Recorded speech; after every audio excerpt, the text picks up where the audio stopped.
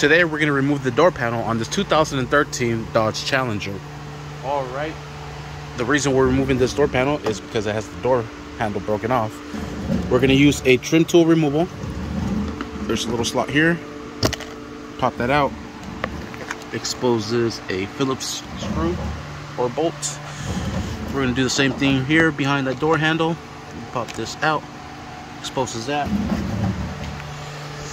All these little clips, we're going to push those in, and that's going to unlock our door panel all the way around, and on this side as well. Just pop them all in, and down at the bottom we're going to have, I believe it's 2 Phillips screws. 1, 2, 3. So let's go ahead and start removing all those screws or bolts and see what they are. They will be, looks like screws,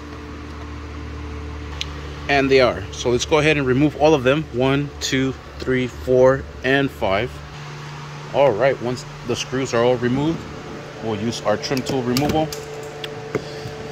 and it looks like we'll have to remove those as well. Pop these out.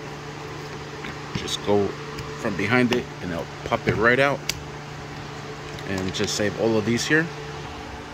Then same thing on this other side. Just pop it from right underneath and all of them come shooting out.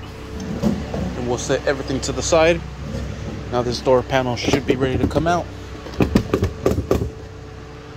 Give it a nice good tug from the bottom to release all the clips. And there it is. Now we'll have to do our pigtails, or this whole thing came off. Fantastic. Let's see, but we'll have to do the next pigtail here. Just press in and release.